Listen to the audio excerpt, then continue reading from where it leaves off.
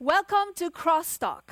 This is a brand new series, and we are so glad you joined us. We are going to have so much fun studying Christ from Genesis to Revelation. Welcome.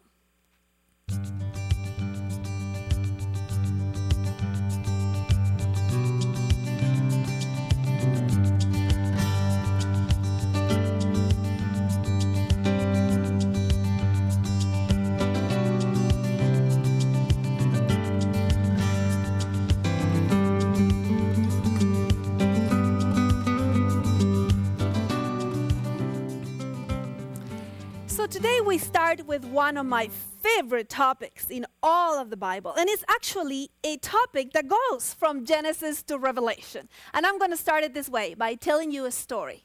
But before I do, let me ask you, how many of you are parents? Yes, I know many of you are. So you'll understand this perfectly. You have held a little baby in your arms. You know what it feels like to have a child. Well, when I was 3 years old, my mother saved my life. I almost died. And this is what happened. I was in a pool. My dad was a pastor all my life. And I was in a pool, and there was a place for little kids like me. And my mother said, stay there. She was with her friends around the pool. My dad was in meeting with other pastors.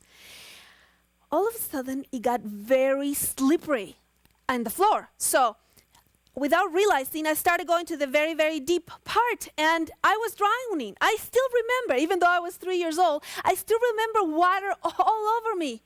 And I had one thought in my little mind. I said, if my mother sees my hand, she will rescue me. So I started jumping, and I was jumping to see if my hand would get off the water. And one of those times, it did. And my mother saw my hand. And you know what she did? She was dressed very nicely. You know what she did? She jumped into the pool. Of course she did. It didn't matter how she was dressed. It didn't matter anything. It didn't matter what other people thought, because I am her child in her image. And she will do anything, absolutely anything for me. What would you do for your child? Well, I knew it. Anything. That's what you would do. So today I want to start from the beginning to the end, telling you what I have discovered, which is one of my favorite topics to understand Jesus Christ from Genesis to Revelation. And this is how we're going to start. We're actually going to go to the Gospel of John to start. Now, we're going to study the Bible a lot in this series. So have a Bible ready if you're home, and paper and pen so you can take notes and then share it with many other people. We're going to start in the Gospel of John.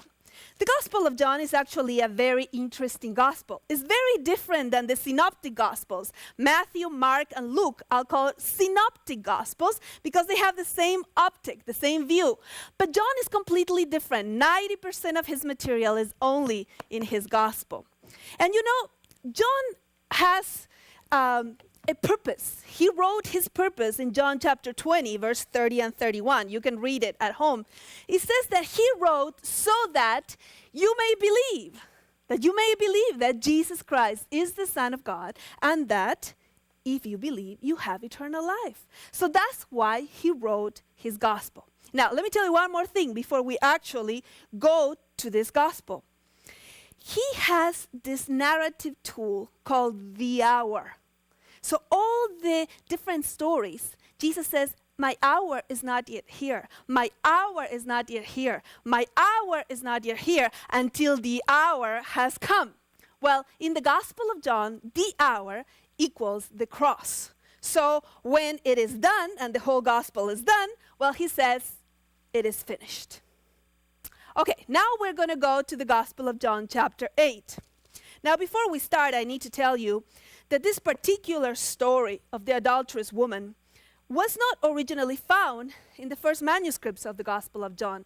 This was such an important story for the first century church that it was found in many different manuscripts. It was found in John, in the middle of John. It was found at the end of the Gospel of John. It was found in the Gospel of Luke, at the end of chapter 21. It was found in many places, but I love the place where this story ended up in our Gospels today, the way we have it. For many reasons, I love it. One of those reasons is because they start this story trying to stone this woman that committed adultery, and they will end up, the last verse of this chapter, trying to stone Jesus. So let's get started. And for this, well, I'm going to grab some stones.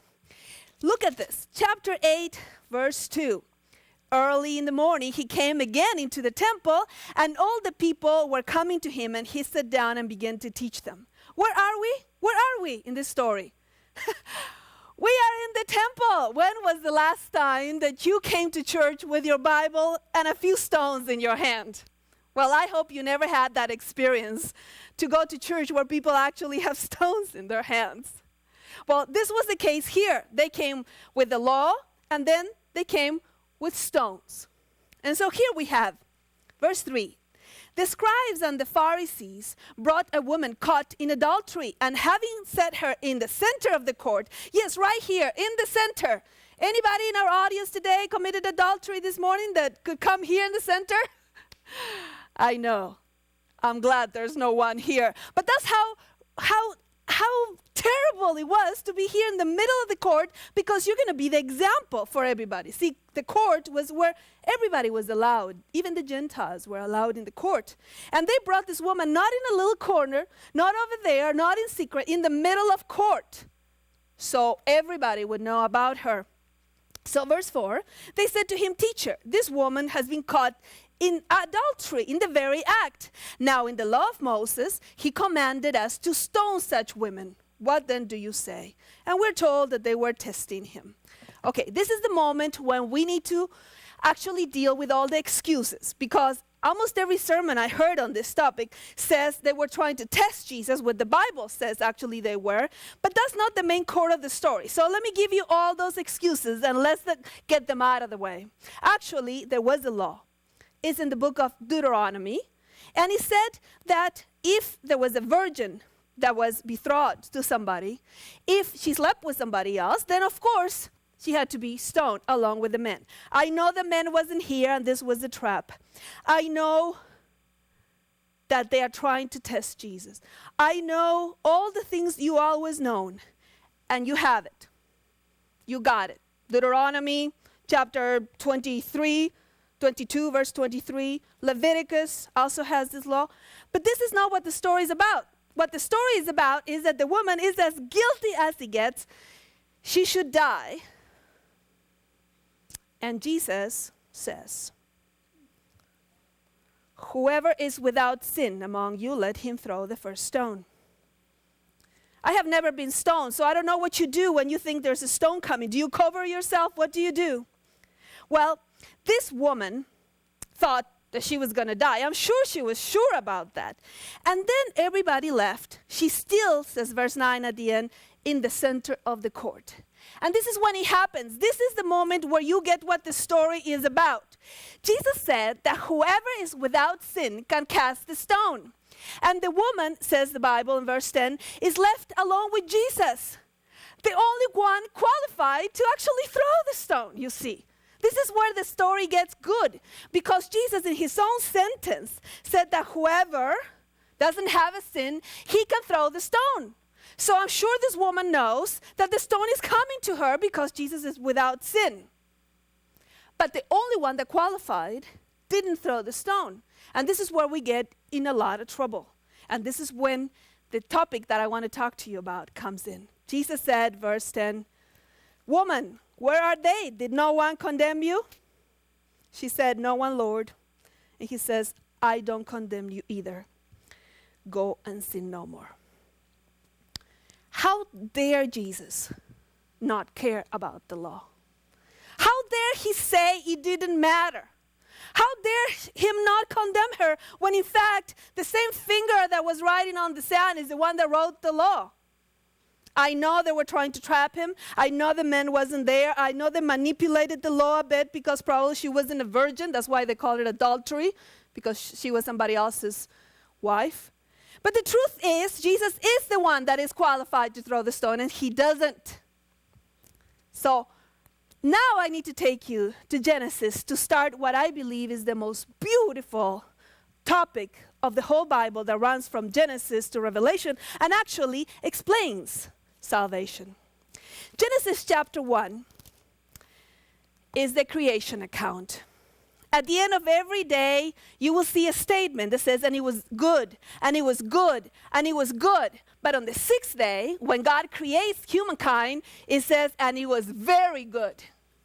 You know why? Because this is the crown of creation. God creates humankind in his image. I'm going to read 1:27. God created man in his own image. In the image of God, he created him. Male and female, he created them. Here we have God creating little children in his image. Now, the word image, it's a word that is repeated later in chapter 5 of Genesis. For example, when Adam has a child in his image, it's the same word. You have a child in your image. My mother had a child in her image. And what do you do when your child falls in the pool? Well, it would be ridiculous to think you need to go get the parenting manual, wouldn't it? To say, okay, parenting 101, page 55, what do I do when my child falls into the pool? Oh, you guys are all laughing because no one does that. Instinctively, your child in your image is in the water. You jump in. It doesn't matter how you're dressed. So God created children in his image. He created a beautiful nursery for them. Chapter 2, verse 8 and 9, and we're going to talk more about this next week. It says that he planted a beautiful garden and put all kinds of beautiful trees and beautiful flowers for this little baby of his, and he placed it. I wish you would see the passion in the Hebrew words. He placed humankind in this beautiful nursery. But on chapter 3 of Genesis, the kidnapper comes along. And these children that God had created in his image were taken away by the kidnapper. And this is the time when the covenant starts. The covenant originally on Genesis 3:15 is not given to Adam. It's told to the devil in the presence of Adam. God says, you have my children, I'm going to crush your head. You're not going to get away with my children. I'm going to crush your head. I'm coming back. You're not getting away with my children. Now, let me tell you a concept, and this is a brand new word probably for you. It's the concept of the goel. Repeat after me, goel. Very good. It's like Noel for Christmas with a G. This is a Hebrew word that means kinsman redeemer. You have heard of this word because all of the book of Ruth, which I'm sure you read many times, is based on this concept. The kinsman redeemer was the closest of kin, the closest relative that was in charge of releasing the relative when he fell into slavery. So let's say that you got very poor and became enslaved. So the kinsman redeemer, your goel, would come and pay your ransom, and then you were set free. He also had other roles, like he would purchase the land. If you lost your land with your family because of debt, the kinsman redeemer, the goel, would come and pay it so you could have it back. He also would give descendants to a dead brother, etc., etc. Now, check this out. This is the wonderful part.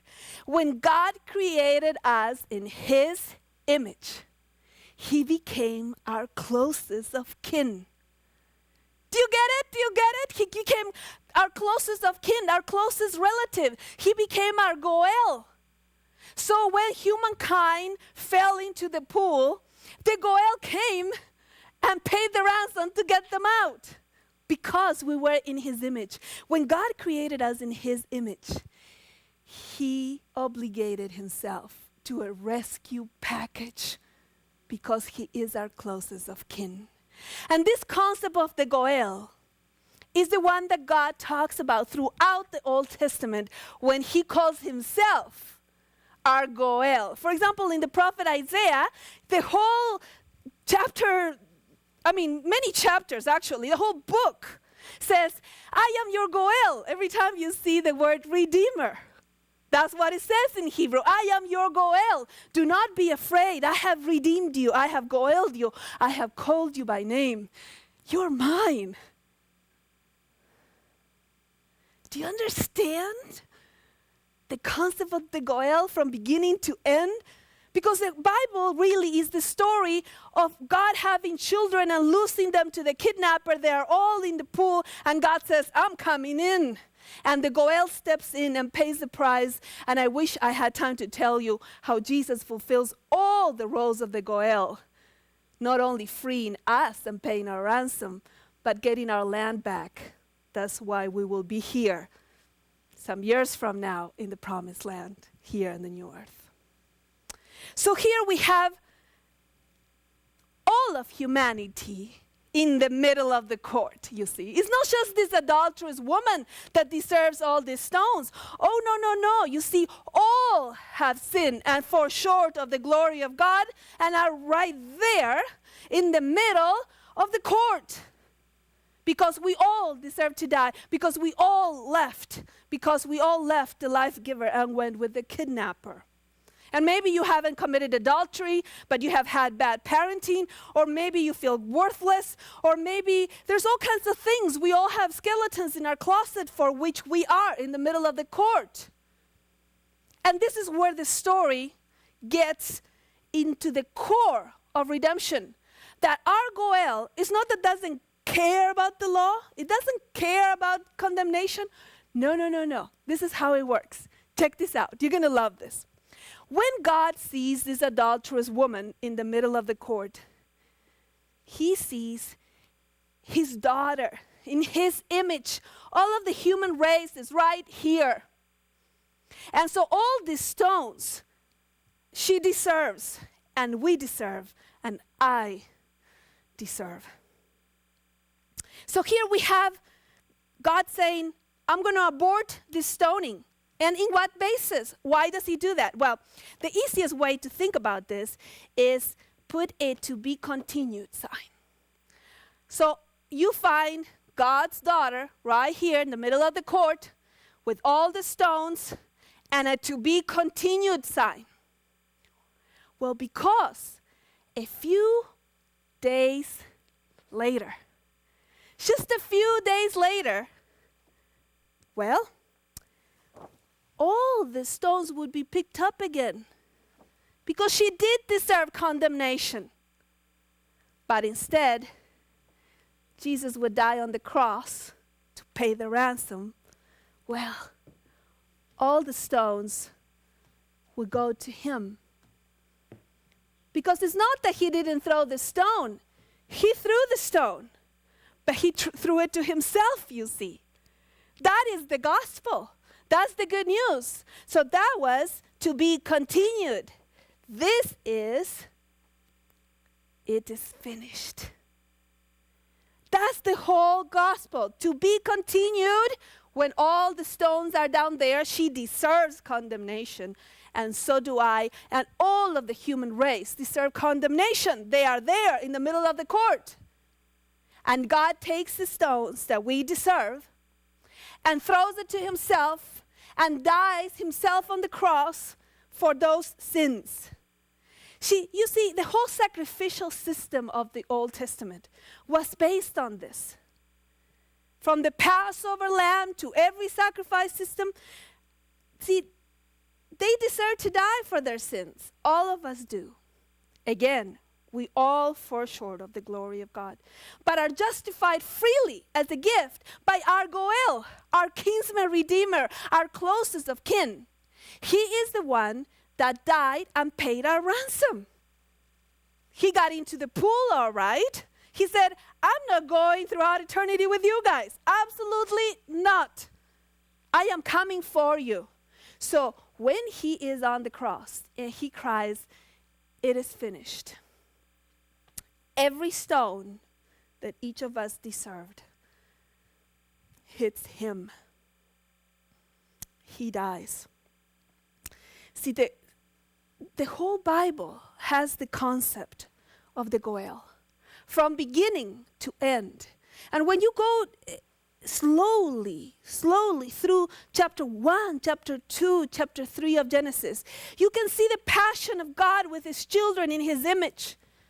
You can see how he created everything so they would have this beautiful nursery and forever live happily and communicate with him every day the way and with the passion that you expect a child. And he does their nursery the way you do your nursery for your child. And he behaves naturally in the way that you behave naturally with your child. My mother didn't have to take a course on parenting to know that the moment I fell into the pool, she was diving in. Yes, ma'am. Yes, sir. She was diving in. And God did exactly that. See, the Goel is the most profound concept because he is our kinsman redeemer. He is the one from beginning to end that paid the ransom for us to be set free. Now he's going to come back soon in the second coming to take us home. But he already paid the price for us. Number 2, he paid the price for the land to be given back to us, which we lost back in Genesis 3. He is the one that purchased descendants for God when all of us were dead because we rebelled against God. Jesus is our Goel. And at the cross, he set us free. See, the assurance of your salvation is never found in looking at yourself. You know, I share Martin Luther's statement. When I look at myself, I say, I don't know how I could ever be saved. But when I look at Jesus, I don't know how I could ever be lost. And John says, well, that's why I wrote this gospel, you see, says John. I wrote it so that you may know. See, he wants you to believe, and he wants you to believe so much that he 97 times uses the word belief or faith, which are the same word in the Greek. And he says, believe, believe, believe, because if you believe, you can live with the assurance of your salvation, because your Goel said it is finished, and he paid the price so that his children could live with him forever. This is the basis of the assurance of your salvation. Your Goel has done his job. He has purchased your salvation. Woohoo! This is good news. This is it. This is the gospel. So, when the cross came, the hour had come. It's wonderful. I wish you would take time to see in the Gospel of John how is the hour is not yet here. In chapter 2, when his mother said, turn this water into wine. And the hour is not yet here a little later. Chapter 13, he's about to wash the disciples' feet. And the chapter opens by saying Jesus knew his hour had come. Chapter 17, the hour has come, he says. And he said it is finished, and it was done, and it was completed. The salvation of the humankind, that it was very good in the 6th day of creation, had been completed. If you want to know how to spell salvation, this is how you spell it. D-O-N-E. Write it down. Done. Our Goel did pay our price. So those days in which you are feeling worthless. Okay, let's do something. I'm going to ask you a few questions, and you just answer my Goel at home. Ready? Let's go. In those days when I'm feeling worthless, I will remember my Goel.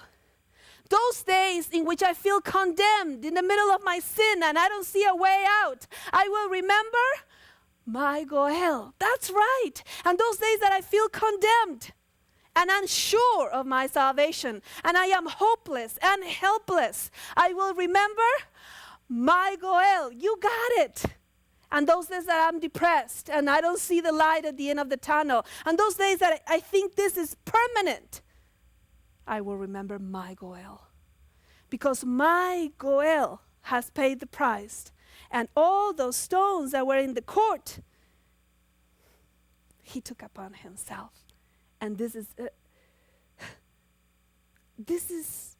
the way the gospel works from Genesis to Revelation. I wish today I could tell you all the times in the Bible that the word Goel is used, or Goeled as a verb. Even when the Israelites leave Egypt and they cross the Red Sea, actually the Sea of Reeds to be technically correct, they sing a song, and the song is about the one that has Goeled them, redeemed them, has paid their price, and now they're set free. This nation that was for 400 years enslaved. So this is where you get it. This is the assurance of your salvation. So, our first time together, this is the name of this particular program, Goel. Goel, kinsman, redeemer. Yes, you do have a redeemer. You have your kinsman redeemer. He has done all the roles of the Goel. And this woman that deserved to be condemned, that actually represents each one of us. Yes, they were trapping Jesus. Yes, they were doing all these things, manipulating the law, all of that. But when we remove all of the excuses, we found this woman right there in the middle of the court to be condemned. Well, you see, later on in chapter 8, Jesus talks to the Pharisees. Actually, he talks to the Jews that had believed in him. Chapter 8, verse 36, he says, if the Son sets you free, well, you shall be free indeed. And they said, well, free from what? We are religious people. We are descendants of Abraham, you see. We don't need any release. Oh, says Jesus, you thought that religion saved you. Oh, I'm sorry. I got news for you. Religion is a wonderful thing when it's pointing you to your Goel. Religiosity, on the other hand, which is a preoccupation with rules and regulations, is a terrible thing because it gives you the view that you can actually save yourself. And Jesus says, no, you all need me. Religious, non-religious, adulterers, non-adulterers. Everyone needs me because I'm your Goel. This is the only way you can be saved. Now, when you accept the Goel, well, that day, the Son has set you free, and you will be free indeed. And from that day forward, he will help you live a healthier life. He says, I don't condemn you, go and sin no more. He first always says, I don't condemn you. Then he helps you to sin no more, to live for his glory and bring people to his kingdom and advance his coming and all of that. But first, you have to come to believe, I don't condemn you. Your Goel. So, this is our first cross talk together. We talk about the cross. Jesus Christ and him crucified. So, God bless you. Stay tuned. Next week, we see you here again. God bless you.